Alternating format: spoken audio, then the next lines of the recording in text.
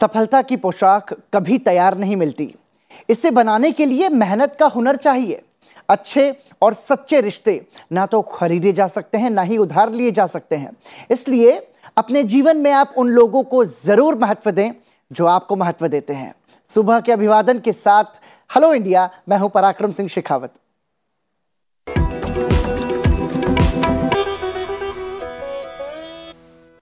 और आइए hello India की शुरुआत करते हैं देश की बड़ी राष्ट्रीय सुर्खियों के साथ। प्रधानमंत्री नरेंद्र मोदी ने त्रिपुरा के अगरतला में महाराजा बीर बिक्रम हवाई अड्डे के नए एकीकृत टर्मिनल भवन का उद्घाटन किया। लगभग 450 करोड़ की लागत से तैयार एयरपोर्ट टर्मिनल 30,000 वर्ग मीटर में फैला हुआ है। प्रधानमंत्री ने मुख्यमंत्री त्रिपुरा ग्राम समृद्धि योजना और विद्या ज्योति स्कूल परियोजना मिशन का शुभारंभ भी किया। उद्घाटन से पहले प्रधानमंत्री ने पूरे इंटीग्रेटेड टर्मिनल भवन का निरीक्षण किया।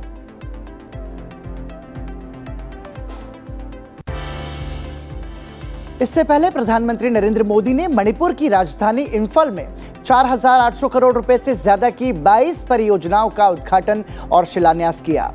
इन परियोजनाओं में 5 राष्ट्रीय राजमार्ग परियोजनाओं का निर्माण, बराक नदी पर बना स्टील ब्रिज, 2,387 मोबाइल टावर, अत्याधुनिक कैंसर अस्पताल, मेगा हैंडलूम क्लस्टर और क्राफ्ट एंड हैंडलूम विलेज परियोजनाओं समेत कई दूसरी महत्वाकांक्षी परियोजनाएं भी शामिल हैं। जनसभा को संबोधित करते हुए प्रधानमंत्री ने कहा कि मणिपुर देश के लिए एक से एक नायाब रत्न देने वाला राज्य रहा है। यहाँ के युवाओं और विशेषकर मणिपुर की बेटियों ने पूरी दुनिया में देश का सिर ऊंचा किया है। मणिपुर देश के लिए एक से एक नायाब रत्न देने वाला राज्य रहा है। यहाँ के युवाओं ने और विशेषकर मणिपुर की बेटियों ने पूरी दुनिया में भारत का झंडा उठाया है, गर्व से देश का सर ऊंचा किया है। उपराष्ट्रपति एम वेंकैया नायडू वर्धा स्थित महात्मा गांधी अंतर्राष्ट्रीय हिंदी विश्वविद्यालय के रजत जयंती समारोह में ऑनलाइन शामिल हुए। इस मौके पर उपराष्ट्रपति ने अटल बिहारी वाजपेयी भवन और अमर क्रांतिकारी चंद्रशेखर आजाद छात्रावास का लोकार्पण किया और विश्वविद्यालय के रजत जयंती स्मृति चिन्ह का भी अनावरण किया। इस मौके पर उपराष्ट्रपति ने कहा कि भाषाई एकता को मजबूत करने के लिए भारतीय भाषाओं में संवाद बढ़ना चाहिए। इस काम में विश्वविद्यालयों के भाषा विभागों की महत्वपूर्ण भूमिका होगी। कोविड-19 केसों में 10% से ज्यादा का उछाल देखने को मिल रहा है।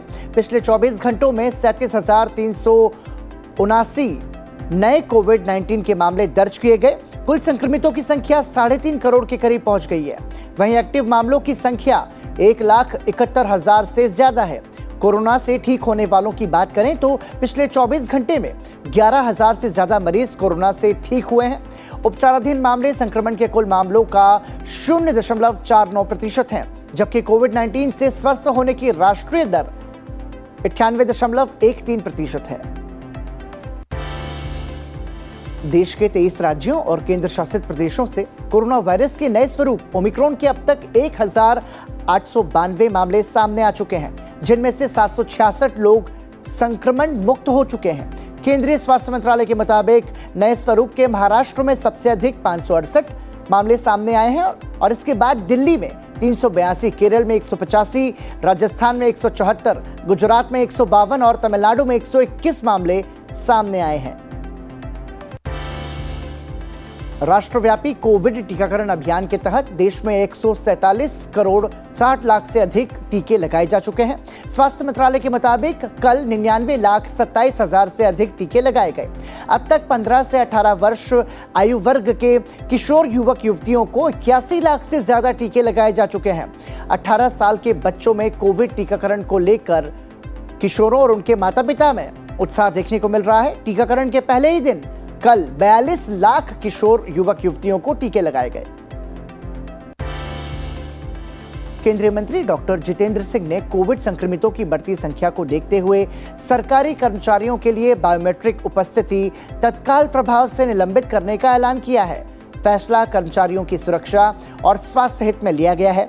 कार्मिक और प्रशिक्षण विभाग ने विभाग प्रमुखों को यह सुनिश्चित करने के लिए कहा है कि कर्मचारी हर समय मास्क पहने और कोविड नियमों का पालन करते रहें। 50% कर्मचारी घर से काम करेंगे। दिव्यांगों और गर्भवती महिला कर्मचारियों को कार्यालय आने से छूट दी गई है। नीट एडमिशन में इकोनॉमिक वीकर सेक्शन आरक्षण मामले के नीट पीजी दाखिले में ईडब्ल्यूएस आरक्षण मामले संबंधी याचिका पर आज सुनवाई होगी। केंद्र सरकार की जल्द सुनवाई की अपील के बाद सुप्रीम कोर्ट ने सुनवाई जल्द करने का निर्णय लिया है। जम्मू कश्मीर में ताजा बर्फबारी और कम विजिबिलिटी के कारण अब तक 16 उड़ानें रद्द हो चुकी हैं। हिमाचल प्रदेश के कई इलाकों में भारी हिमपात के बाद मौसम विभाग ने हिमाचल में बर्फबारी को लेकर येलो अलर्ट जारी किया है।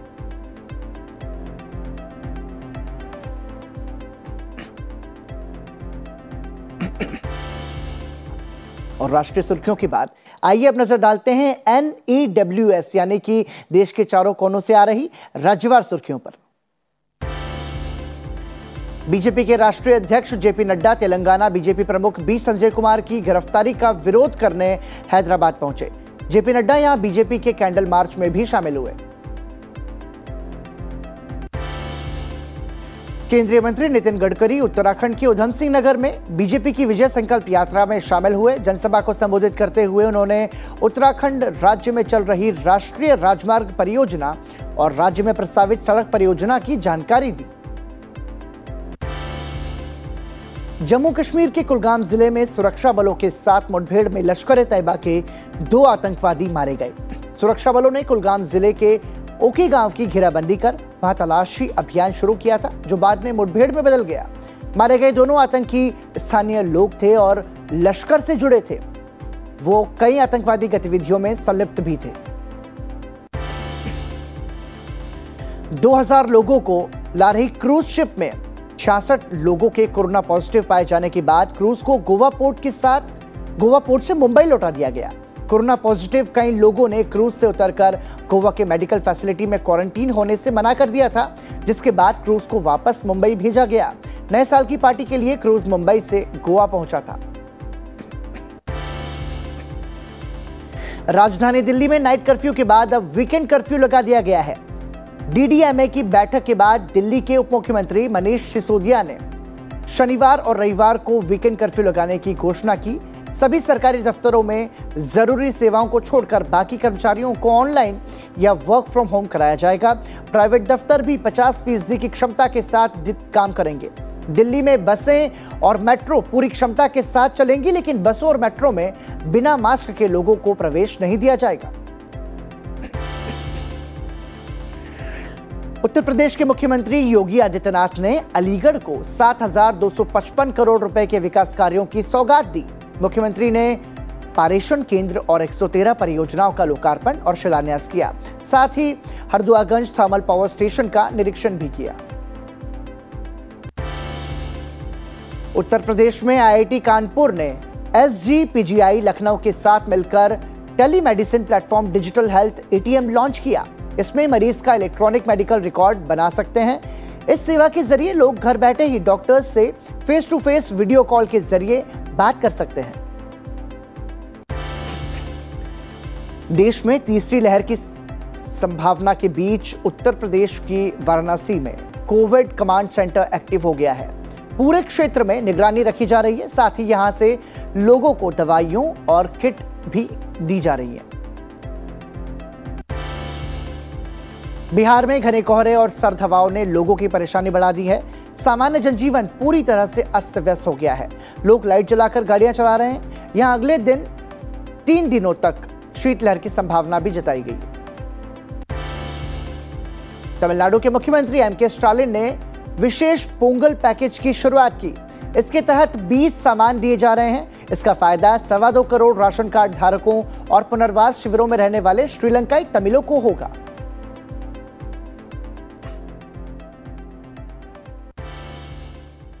और राज्यवार सुर्खियों के बाद आइए अब एक नजर डालते हैं देश दुनिया में क्या कुछ हो रहा है अंतर्राष्ट्रीय सुर्खियों के साथ। क्रिसमस की छुट्टियों के बाद ओमिक्रॉन के बढ़ते मामलों के बीच अमेरिका में एक दिन में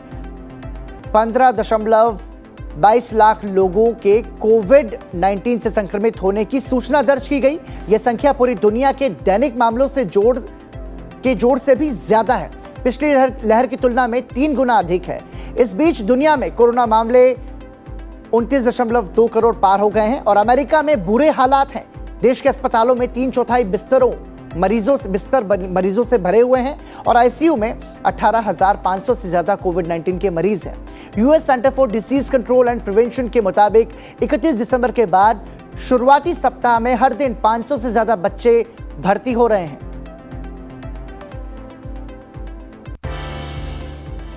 फ्रांस में वैज्ञानिकों को कोरोना वायरस का एक नया वेरिएंट मिला है जो ओमिक्रॉन से भी ज्यादा संक्रामक है। ये वेरिएंट ज्यादा म्यूटेड है और इसका नाम IHU है। शोधकर्ताओं ने कहा है कि इस वेरिएंट में 46 म्यूटेशन है जो ओमिक्रॉन से भी ज्यादा है। विशेषज्ञों ने कहा है कि IHU वेरिएंट वैक्सीन और संक्रमण को लेकर ज्यादा प्रतिरोधी है। यह नया वेरिएंट ऐसे समय पर मिला है जब दुनिया के ज्यादातर देशों में कोरोना का ओमिक्रॉन वेरिएंट फैला हुआ है। और अंतर्राष्ट्रीय सुर्खियों के बाद आइए अब नजर डालते हैं आज की गतिविधियों पर। प्रधानमंत्री नरेंद्र मोदी आज पंजाब के फिरोजपुर का दौरा करेंगे।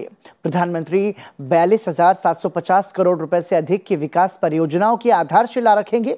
इन परियोजनाओं में दिल्ली अमृतसर कटरा एक्सप्रेसवे, अमृतसर ऊना खंड को 4 लेन का बनाना, Mukerian Talwara new broad gauge railway line, Firozpur में PGI सैटेलाइट सेंटर और कपूरथला और होशियारपुर में 2 मेडिकल कॉलेज शामिल हैं। आज इसके अलावा राज्यसभा की शिक्षा, महिला, बच्चे, युवा और खेल संबंधी स्थायी समिति की बैठक होगी। साथ ही लोकसभा की पेट्रोलियम और प्राकृतिक गैस पर स्थायी समिति की बैठक भी संसद भवन परिसर में आयोजित होगी।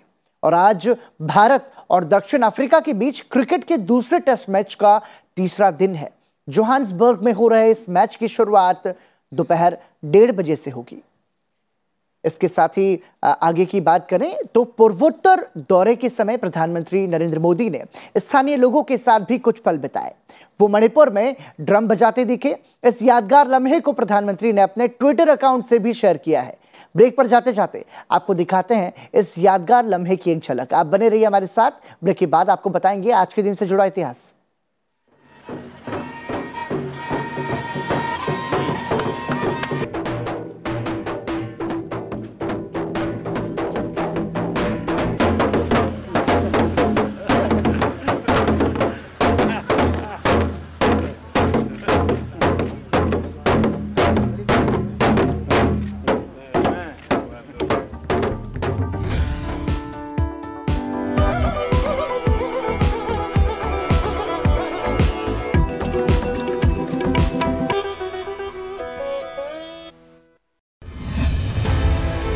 पिता की जो एक छवि है उसका फायदा आपको मिलता है या फिर गौरव गोगोई ने अपनी कोई पहचान अब तक बनाई?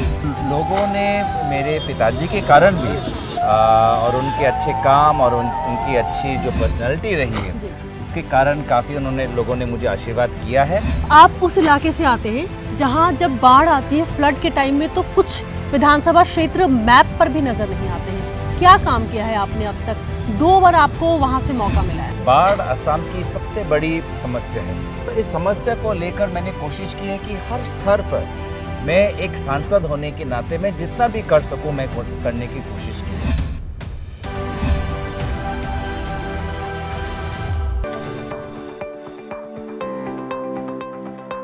संसद की प्रक्रिया। हमारी संसद की इस कड़ी में आज चर्चा उन प्रक्रियाओं की जिन्हें आप बार बार सुनते हैं।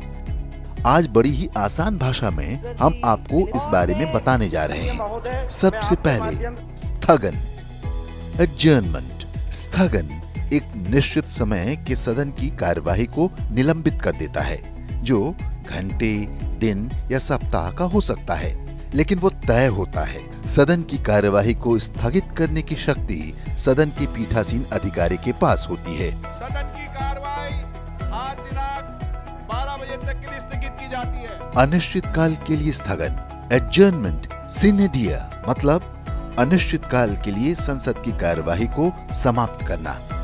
दूसरे शब्दों में, जब सदन कार्यवाही की दोबारा बैठक के लिए कोई दिन या समय सुनिश्चित न हो, उसे ही अनिश्चित काल के लिए स्थगन कहते हैं। सभा की कार्रवाई अनिश्चित काल के लिए स्थगित की जाती है।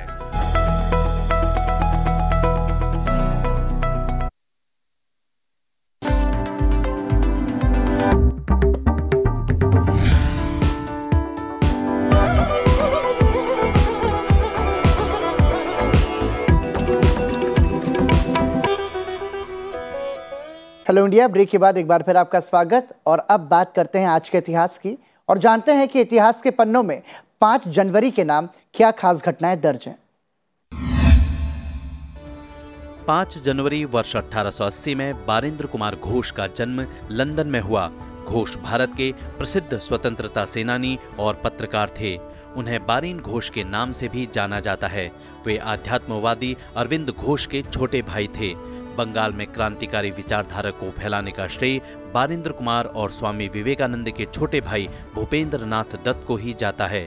बारिंद्र कुमार घोष और भूपेंद्र नाथ दत्त के सहयोग से 1907 में कलकत्ता में अनुशीलन समिति का गठन किया गया, जिसका प्रमुख उद्देश्य था खून के बदले खून। 5 जनवरी वर्ष 1971 को क्रिकेट के इतिहास में पहला अंतर्राष्ट्रीय एकदिवसीय मैच खेला गया। यह मैच इंग्लैंड और ऑस्ट्रेलिया के बीच खेला गया। आज भले ही एक दिवसीय मुकाबला 50-50 ओवर का होता है, लेकिन यह पहला एक दिवसीय मैच 40-40 ओवर का खेला गया। इस मैच को ऑस्ट्रेलिया ने 5 विकेट से जीता। 82 रन बनाने वाले इंग्लैंड के जॉन एडरिच ने वनडे इतिहास में पहला मैन ऑफ द मैच का खिताब हासिल किया। 5 जनवरी वर्ष 1993 में MV ब्रेयर नाम का टैंकर शेटलैंड द्वीप के पास दुर्घटनाग्रस्त हो गया। करीब 85,000 टन कच्चे तेल से भरा यह टैंकर नॉर्वे से कनाडा जाते समय एक समुद्री तूफान में फंस गया। टैंकर के कप्तान और अन्य सदस्यों को समय रहते हेलीकॉप्टर की मदद से सुरक्षित निकाल लिया गया। शेटलैंड द्वीप की चट्टानों से टकराने के कारण लगभग सारा तेल उत्तरी सागर में बह गया। तेल के भयानक रिसाव से उस इलाके में वन्य जीवन पर बहुत बड़ा दुष्प्रभाव पड़ा। शेटलैंड द्वीप समुद्री वन्य जीवन और पक्षियों के लिए विश्व प्रसिद्ध है। और आज के इतिहास के बाद आइए अब नजर डालते हैं हमारे खास सेगमेंट करियर मंत्र पर। करियर मंत्र हमारा इस सेगमेंट जिसके जरिए हमारी कोशिश जो करियर बनाने को लेकर के छात्र छात्राएं अपनी तैयारियां करते हैं उन्हें हम कुछ अच्छी जानकारी दे सकें। आज के करियर मंत्र के सेगमेंट में हम आपको बताएंगे कॉमर्स और मैनेजमेंट के क्षेत्र में करियर के स्कोप के बारे में। बीकॉम ऑनर्स, BBA, MBA की पढ़ाई के बाद commerce sector, business sector, corporate sector और मैनेजमेंट सेक्टर में करियर की अपार संभावनाएं हैं। आइए एक्सपर्ट से जानते हैं कॉमर्स और मैनेजमेंट सेक्टर में करियर के स्कोप क्या हैं।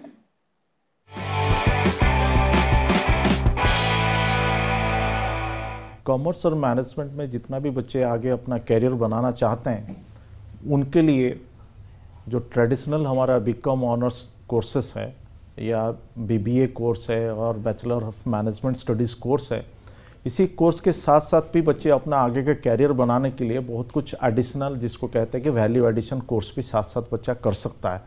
और दिल्ली विश्वविद्यालय में भी बहुत सारे कॉलेजेस इसके लिए भी काफ़ी निरंतर प्रयास कर रहे हैं और जैसे हम लोग भी चला रहे हैं जैसे फॉरेन लैंग्वेज कोर्सेस, क्योंकि बच्चा का मैनेजमेंट कोर्सेज के साथ साथ मल्टीनेशनल कंपनीज में एम्प्लॉयमेंट के पॉसिबिलिटीज़ को देखते हुए ये काफ़ी अच्छा स्किल, एडिशनल स्किल बच्चों को मिल जाता है। जो लैंग्वेज जैसे स्पेनिश हो गया, फ्रेंच हो गया और जापानीज, कोरियन, ये सब लैंग्वेज कोर्सेज बच्चे करने से काफ़ी उसको एक एडेड एडवांटेज मिलता है। इसी के साथ साथ बच्चे आजकल आप जैसे जानते हैं कि IT सेक्टर में भी बहुत सारे ओपनिंग्स आते हैं, तो बच्चे आजकल बहुत सारे मशीन लर्निंग्स, बिग डाटा और हुडअप वगैरह सारे जो एडिशनल वैल्यू एडिशन कोर्सेस भी बच्चे इसके साथ कर सकते हैं ताकि उनका आने वाला जो भविष्य है काफ़ी उज्जवल रहेगा। और बच्चे इसके बाद जब उन्होंने ग्रेजुएशन कंप्लीट कर लेते हैं, ग्रेजुएशन के बाद उनके लिए तो बहुत कुछ और अपॉर्चुनिटीज़ आ जाता है, चाहे वो मास्टर्स प्रोग्राम करें मैनेजमेंट में।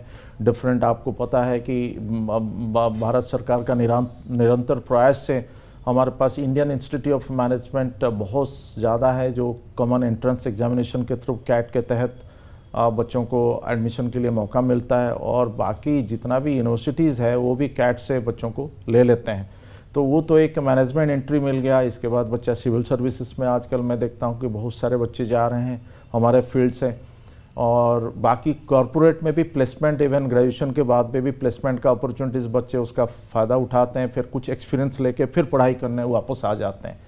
और इसी को देखते हुए आने वाले टाइम में जो अगले साल से हमारा NEP यहाँ पे इम्प्लीमेंट होता है, तो न्यू एजुकेशन पॉलिसी के तहत बच्चे अपने रुचि के मुताबिक कॉमर्स और मैनेजमेंट के साथ साथ दूसरे कोर्सेज भी बच्चे कर सकते हैं, जैसे मैथमेटिक्स का कुछ कोर्सेस है, कंप्यूटर साइंस का कुछ कोर्सेस है, बच्चे उसको कर लेंगे कि तो काफ़ी लाभदायक उनके लिए साबित होगा। तो करियर की विशेष जानकारी जिसमें आज हमारे एक्सपर्ट ने बताया कि कॉमर्स और मैनेजमेंट में क्या कुछ करियर स्कोप हैं। और आइए अब बढ़ते हैं आगे और बात करते हैं स्वास्थ्य की। दरअसल जब हम स्वास्थ्य की बात करते हैं तो उसमें करियर की बात यदि हम देखा जाए तो हमारी जो ओवरऑल पर्सनालिटी है वो भी मायने रखती है। करियर की यात्रा के अलग अलग पड़ाव पर कभी ना कभी हमें इंटरव्यू देना पड़ता है। इंटरव्यू के दौरान हमारे कम्युनिकेशन स्किल्स के अलावा हमारी बॉडी लैंग्वेज भी खास मायने रखती है। वैसे हर इंसान की अपनी अलग अलग शारीरिक भाषा यानी बॉडी लैंग्वेज होती है। इंसान चाहे कितना भी मीठा क्यों ना बोले, उसका व्यवहार कितना भी अच्छा क्यों ना हो, अगर उसकी बॉडी लैंग्वेज में कुछ कमियां हैं तो इसका सामने वाले पर नकारात्मक असर पड़ सकता है। ऐसे में जरूरी है कि हम जो सोच रहे हैं, जो बोल रहे हैं, उसका हमारी शारीरिक भाषा के साथ सामंजस्य हो। आइए एक्सपर्ट से जानते हैं कैसे समझें और कैसे सुधारें शारीरिक भाषा को आज के हेल्थ सेगमेंट में। आज हम बात कर रहे हैं बॉडी लैंग्वेज की। बॉडी लैंग्वेज एक नॉन वर्बल क्यू है। बिना बात करे ही दूसरा समझ जाता है कि आप क्या उसे बोलना चाह रहे हैं या कन्वे करना चाह रहे हैं। तो अगर आप किसी को देख के मुस्कुराते भी हैं, जो बहुत ही खूबसूरत बॉडी लैंग्वेज है, मगर अगर आप मुस्कुराते हैं और ऐसे करके मुस्कुराते हैं तो लगता है कि आपकी मुस्कुराहट में प्रिटेंस है, आप वाकई ही खुश नहीं हैं। नहीं तो मुस्कुराता है जब इंसान आपको देख के तो आपको लगता है एक वार्मथ आती है, आपको एक कंफर्ट फीलिंग होती है। अगर आप किसी भी नई जगह पे जाएं, किसी नई बिल्डिंग में किसी को मिलने जाएं या कहीं नई संस्था में जाएं और आपको कोई जो पहला इंसान उस जगह पे मिलता है और स्माइल करता है, आप बहुत कंफर्टेबल फील करते हैं, बड़ा वेलकम फील करते हैं। तो स्माइल एक बहुत ही ब्यूटीफुल बॉडी लैंग्वेज है, मगर वो किस तरह स्माइल कर रहे हैं उस पर आपको पूरी बॉडी पे ध्यान रखना पड़ेगा। जैसे मैंने आपको अभी एग्जाम्पल दिया, मैं आपको तरह तरह की ये बातें बता रही हूँ जिससे आप दूसरे को समझें, बजाय कि आप क्रिटिकल हों। समझें कि वो क्या अपने नॉन वर्बल क्यूज़ या नॉन वर्ड से कहना चाह रहा है या कहना चाह रही है। तो आप कई लोगों को देखेंगे कि वो ऐसे ऐसे करते हैं, बार बार ऐसे ऐसे करते हैं, तो आपको पता होना चाहिए कि वो कुछ सोच रहे हैं, कुछ डिसीजन बना रहे हैं। ये नहीं है कि वो ऐसे ही कर रहे हैं। तो ये हम नॉन वर्बल क्यूज़ की बात कर रहे हैं। या आप देखेंगे कि कई लोग अगर बैठे हुए हैं टेबल पे ऐसे ऐसे कर रहे हैं, बार बार ऐसे ऐसे कर रहे हैं, उसका मतलब है कि वो इम्पेशेंट हो रहे हैं, उनसे अब बैठा नहीं जा रहा है। तो इसलिए जब आप जानेंगे दूसरे को तभी समझेंगे कि भी वो क्या कहना चाह रहा है या क्या कहना चाह रही है। और इसके लिए थोड़ा सा हमें अलर्टनेस अंदर लानी पड़ेगी। कई बार देखेंगे कि आप जैसे कोई प्रेजेंटेशन दे रहे हैं, हाँ, तो लोग सारे ऐसे बैठे हुए हैं, तो ऐसे बैठे हैं, उन्हें लगता है कि देखें क्या करते हैं आप, क्या प्रेजेंटेशन देते हैं। तो ये एक डिफेंस सा एक एटीट्यूड होता है। आप अगर ओपन टू रिसीविंग हैं, अगर आप समझना चाहते हैं तो आप कभी ऐसे नहीं होंगे। तभी जैसे हॉस्पिटैलिटी इंडस्ट्री है, आप कभी भी नहीं देखेंगे कि किसी भी हॉस्पिटैलिटी इंडस्ट्री में, किसी भी होटल में, किसी भी सर्विस इंडस्ट्री में कोई आपको ऐसे खड़ा हुआ मिलेगा, हमेशा ऐसे ही मिलेंगे। तो ये जो बॉडी लैंग्वेज है बहुत ज़रूरी है हमें समझना, लोगों को समझने के लिए। तो बॉडी लैंग्वेज का बहुत असर पड़ता है, इसका बहुत महत्व है हमारी ओवरऑल पर्सनालिटी पर। और आइए अब नजर डालते हैं संसद टीवी पर आज प्रसारित होने वाले कार्यक्रमों पर। हेलो इंडिया के बाद सुबह 9 बजे आप संसद टीवी पर देख सकते हैं हमारा विशेष कार्यक्रम ट्रांसफॉर्मिंग इंडिया। सुबह 9:30 बजे बिल्ड्स एंड इनसाइट। सुबह 10 बजे संसद टीवी पर आप देख सकते हैं हमारा विशेष कार्यक्रम एकम सत। और शाम के कार्यक्रमों में शाम 7 बजे आप संसद टीवी पर देख सकते हैं दिन भर की बड़ी घटना पर आधारित बहस मुद्दा आपका। शाम 7:30 बजे संसद टीवी पर आप देख सकते हैं लोकतांत्रिक खबरों से जुड़ा हुआ एक बुलेटिन लोकतंत्र राउंड अप। और रात 8 बजे संसद टीवी पर आप देख सकते हैं दिन भर की बड़ी सुर्खियों पर आधारित हिंदी न्यूज बुलेटिन आज की खबर रात 8:30 बजे आप देख सकते हैं लॉज दैट शेप्ड इंडिया, और रात 9:30 बजे संसद टीवी पर आप देख सकते हैं पर्सपेक्टिव।